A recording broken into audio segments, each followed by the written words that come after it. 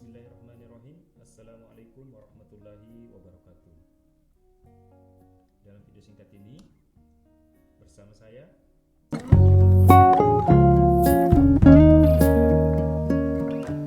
menjelaskan apa itu manajemen. Nah, ini sangat menarik ya untuk kita bahas apa itu manajemen. Tentu kata manajemen ini sudah sering sekali kita dengar ya.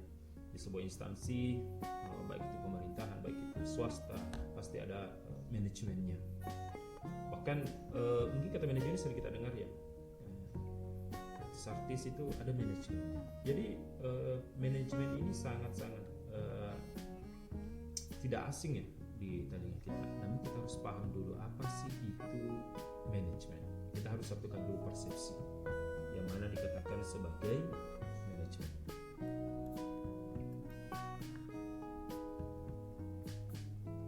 Oke, selanjutnya kita langsung masuk ya tentang apa itu manajemen. Nah, jadi kalau ada yang tanya apa itu manajemen? Manajemen itu adalah, ingat keempat huruf ini, POAC atau POT. POC itu apa? P-nya adalah planning, O-nya adalah organizing, A-nya adalah executing, C-nya adalah controlling. Planning, organizing, executing, dan controlling. Planning itu apa? Planning itu adalah perencanaan atau merencanakan. Yang kedua adalah organizing. Organizing itu apa? Organizing itu adalah bagi-bagi tugas atau bagi-bagi job, atau biasa kita sebut job deskripsi. Yang ketiga ada executing. Executing itu apa? Executing itu adalah pelaksanaannya atau melaksanakannya. Dan yang keempat ada controlling. Controlling itu apa? Controlling itu adalah mengawasi atau pengawasannya. Nah, apakah pengertian manajemen hanya sampai 4 kategori ini, yaitu planning, organizing, executing, dan controlling? Tentu tidak. Manajemen bukan hanya sampai tahapan itu, tapi manajemen adalah suatu aktivitas yang diplanningkan, diorganisingkan, diexecutingkan, dan dikontrolling untuk mencapai suatu tujuan. Apa tujuannya? Yaitu menghasilkan sesuatu yang lebih efektif dan efisien. Oke, saya ulang. Manajemen itu adalah sebuah aktivitas planning, organizing, executing, dan controlling yang bertujuan untuk menghasilkan sesuatu yang efektif dan efisien. Jelas sampai di sini? Saya kira cukup jelas ya. Cukup diingat saja nih, kuat, efektif, dan efisien. Nah, kita akan bahas satu-satu. Apa itu planning? Kata planning ini tentu kita sudah sering sekali dengar ya. Plan itu berarti rencana. Planning berarti merencanakan. Ya. Nah, planning di awal di manajemen ya. Jadi ini jadi catatan ya. Bedanya orang yang sudah belajar tentang manajemen dengan yang bukan adalah di sini, di pengertian awal tentang manajemen. Jadi kalau ada yang mengaku manajemen kemudian tidak tahu apa itu manajemen, apa tahapan-tahapannya, dan apa yang dicapai, perlu dipertanyakan. Jadi beruntung ya semua yang melihat video ini, berarti nantinya diharapkan sudah tahu bagaimana memanage sesuatu, bagaimana manajeri sesuatu, bagaimana memilih sesuatu dengan menerapkan pola-pola manajemen yang baik dan benar untuk hasil yang tentunya juga jauh lebih baik atau lebih efektif dan efisien. Oke, kembali kepada pembahasan. Yang pertama adalah planning. Planning itu adalah merencanakan. Nah, ini adalah tahapan awal ya dalam manajemen.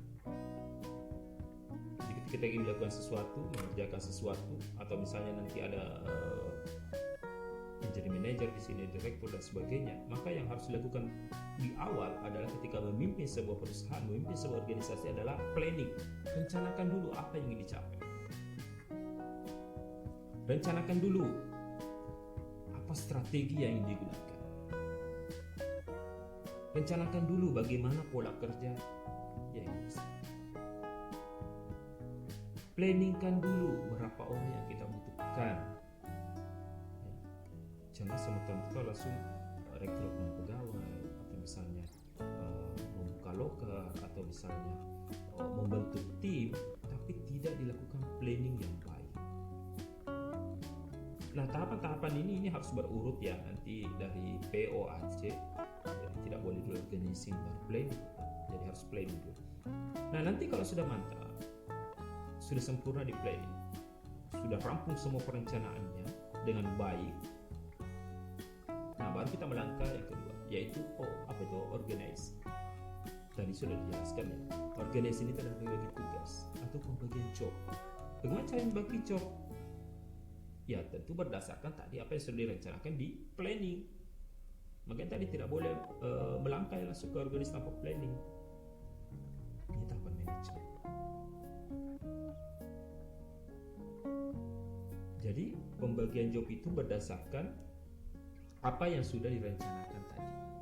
Misalnya di planning kita merencanakan tim ini butuhnya 4 orang, maka di organizing ya kita tulis 4 orang.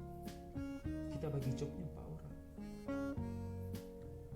Tidak boleh juga direncanakan misalnya kita rencanakan misalnya 5, tapi dia bilang kayak banyak orang, kita tambah saja menjadi 7. Tidak bisa.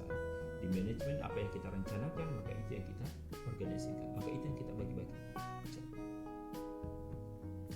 Ini terkait nanti dengan tujuannya ya, efektif dan efisien. Jadi harus sinkron ya. Nah, di organisasi ini juga harus jelas ya, harus jelas kepada semua tim atau misalnya seorang direktur kepada seluruh bawahannya bahwa ini jobnya masing-masing. Setiap orang memiliki job, setiap orang memiliki pekerjaan. Tidak boleh campur aduk, tidak boleh sistem borong. Di manajemen itu harus teratur, harus diatur sedemikian baik, harus diatur sedemikian rupa. Supaya apa? Supaya tadi menghasilkan yang efektif dan efisien. Ini sulit ya tercapai efektif dan efisien kalau tahapan-tahapan tadi tidak dilaksanakan dengan sebaik-baiknya. Belum rampung di plan, langsung ke organisasi. Tidak boleh. Harus rampung dulu perencanaan, baru kita ke organisasi. Apakah itu menghambat? Tentu tidak. Ini nanti terkait dengan efektif dan efisien. Yang harus begitu tahapan. Nah, kalau jobnya sudah ada, misalnya si A jobnya ini, orang B jobnya ini, orang C jobnya ini, dan seterusnya. Barulah kita menuju ke yang ketiga, yaitu activity. Apa itu activity? Itu adalah melaksanakannya atau pelaksanaannya. Jadi bukan hanya direncanakan, bukan hanya dibagi-bagi jobnya. Kalau hanya sampai tahapan ini, ya tidak ada juga artinya. Maka yang ketiga yang harus dilakukan adalah activity, dilaksanakan. Apa yang sudah direncanakan, apa tugas yang sudah dibagikan, itu dilaksanakan. Karena kalau tidak dilaksanakan, ya apa nanti hasil akhirnya kita ini? Itu ya, direncanakan, dijelaskan job masing-masing, dibagi jobnya masing-masing, dan dilaksanakan. Ya, direncanakan, dibagi jobnya, dan dilaksanakan. Nah, ada catatan di sini ya di activity. Di activity ini pelaksanaannya nanti ya itu terhitung bagus atau dinilai bagus ketika sesuai dengan planning. Jadi kalau pelaksanaannya activity-nya sesuai dengan planning, maka itu nilainya bagus. Kenapa dikatakan bagus? Karena kita melaksanakan apa yang sudah direncanakan. Tapi kalau misalnya lain direncanakan, lain dilaksanakan, nilainya tentu tidak bagus. Berarti di perencanaan tidak matang. Makanya tahapan-tahapannya ini harus matang sebelum kita melangkah ke tahapan selanjutnya. Apakah hanya sampai di pelaksanaan? Tentu tidak. Yang keempat adalah C, yaitu controlling. Apa itu controlling? Controlling ada mengawasi, diawasi pekerjaannya, diawasi pelaksanaannya. Apakah sesuai dengan perencanaan? Apakah sesuai dengan jobnya? Jangan sampai juga terlaksana semua apa yang sudah diplanningkan, tapi yang melaksanakan itu tidak sesuai dengan job yang sudah dibagikan. misalnya 4 orang diberi job, masing-masing punya job, ternyata cuma 2 orang yang mengerjakan, keduanya itu membackup yang duanya. Wah, ini juga tidak bagus. Berarti ada salah, berarti ada aturan tadi di organisasi atau di planning. Berarti di perencanaannya tadi kelebihan, seharusnya cuma 2 orang yang direncanakan, jadinya 4. Nah, inilah fungsinya controlling, mengawasi pelaksanaannya, memastikan apa yang direncanakan itu yang terlaksana sesuai pembagian job. Apakah hanya sampai tahapan perencanaan, hanya sampai tahapan pembagian job, hanya sampai tahapan pelaksanaan, hanya sampai tahapan pengawasan? Tentu tidak, bukan hanya mewakili. Harus memiliki tujuan. Apa tujuannya? Harus efektif dan efisien. Yang dihasilkan dari keempatnya tadi ini diukur berhasil atau tidaknya. Manajemen yang kita terapkan adalah ketika sesuatu itu hasilnya efektif dan efisien. Yang mana dikategorikan efektif dan efisien? Ini juga tidak boleh salah satunya, hanya efektif tapi tidak efisien, atau misalnya efisien tapi tidak efektif. Nah, tentu kalau kita berbicara efektif, nah tentu ini terkait ya dengan unjuk kerja atau hasil yang lebih maksimal, yaitu efektif. Kalau efisien ini kan terkait dengan energi, ya, tenaga yang kita gunakan, terkait dengan modal, itu adalah efisiensi.